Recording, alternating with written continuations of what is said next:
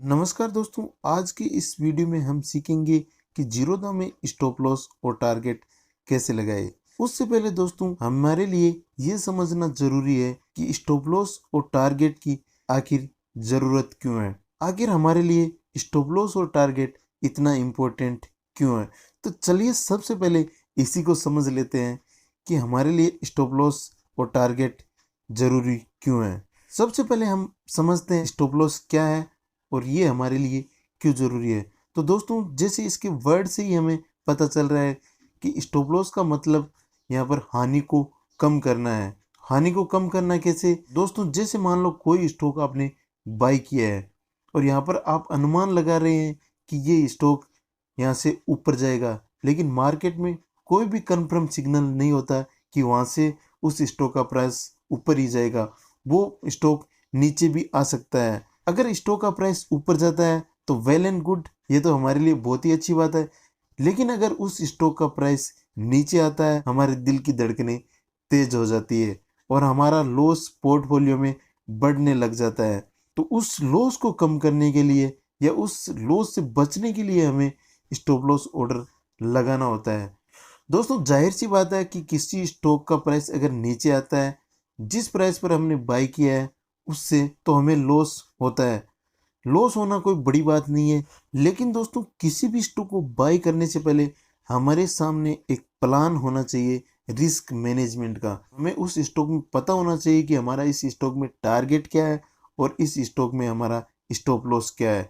Stop loss दोस्तों इसीलिए place करते हैं कि अगर मार्केट बाई चांस तेजी से नीचे करता है तो हमें एक निश्चित प्राइस के बाद ज़्यादा लॉस नहीं होना चाहिए। तो इसीलिए हम स्टॉप लॉस लगाते हैं और टारगेट हम इसलिए प्लेस करते हैं कि जैसे ही हमारे प्लान के हिसाब से वो स्टॉक उस प्राइस पर आ जाता है तो हमें उस स्टॉक से बाहर निकलना है। चाहे बाद में वो स्टॉक कितना ही ऊपर जाए, उससे हमें कोई लेना देना नहीं है। जिस प्राइस पर हमने प्लान बना रखा है उस पर हमें एग्जिट होना है।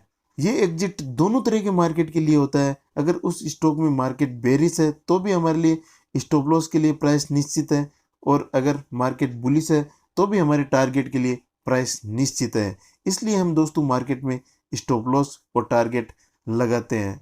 अब दोस्तों आप यहाँ पर समझ गए होंगे कि स्टॉप लॉस और टारगेट का यूज क्या है या हमारे लिए स्टॉप लॉस और टारगेट इतना इम्पोर्टेंट क्यों है। अब हम दोस्तों प्रैक्टिकली समझते हैं कि जीरोधा में स्टॉप लॉस और टारगेट कैसे लगाया जाता है। तो सबसे पहले आपको काइट बाय जीरोधा ऐप में लॉगिन कर लेना है।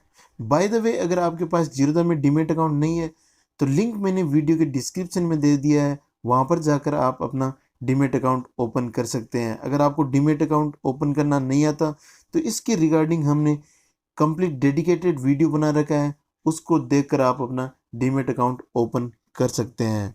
लॉगिन करने के बाद दोस्तों आपको अपने पोर्टफोलियो को ओपन कर लेना है। जैसे ही आप पोर्टफोलियो को ओपन करोगे आपके सामने जो भी आपके पोर्टफोलियो में होल्डिंग्स होगी वो यहाँ पर शो कर दी जाएगी। जिस स्टॉक पर आप अपना स्टॉप लॉस लगाना चाहते हैं उसको यहाँ से सिलेक्ट कर लेना है। जैसे ही सिलेक्ट करेंगे आपके सामने दो ऑप्शन नजर आएंगे। यहाँ पर एक आपको एड का ऑप्शन मिलेगा, एक एग्जिट का ऑप्शन मिलेगा।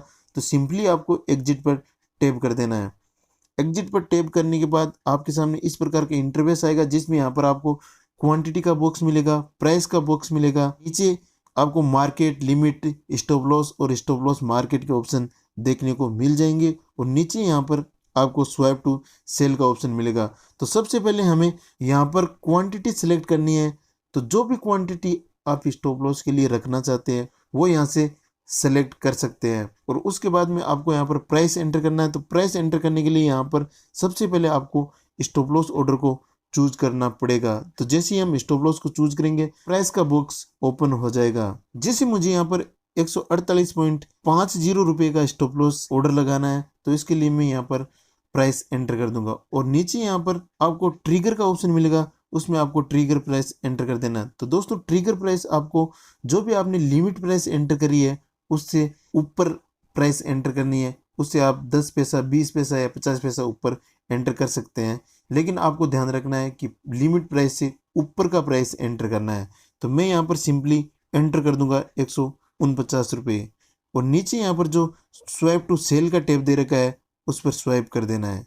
जैसे आप स्वाइप करोगे आपका ऑर्डर प्लेस हो जाएगा। इस ऑर्डर को दोस्तों आप ऑर्डर वाले सेक्शन में जाकर देख सकते हैं। तो जैसे ही हम ऑर्डर पर टैप करेंगे हमारे सामने यहाँ पर ओपन ऑर्डर वाले सेक्शन में शो हो जाएगा कि हमने यहाँ पर ONGC में स्टॉप लॉस ऑर्डर प्लेस कर रखा है 148.50 रुपये का, और हमने यहाँ पर जो ट्रिगर प्राइस एंटर कर रखा है वो 149 रुपये है। तो इस प्रकार दोस्तों आप किसी भी स्टॉक में स्टॉप लॉस ऑर्डर प्लेस कर सकते हैं। दोस्तों जीरोधा में एक स्टॉप लॉस ऑर्डर के लिए रेस्ट्रिक्शन है कि जिस स्टॉक में लोअर और अपर सर्किट लगता है तो स्टॉप लॉस ऑर्डर लगाते समय आपको लोअर और अपर सर्किट का भी ध्यान रखना जरूरी है, क्योंकि दोस्तों आप लोअर सर्किट से नीचे का स्टॉप लॉस जीरोधा में नहीं लगा सकते।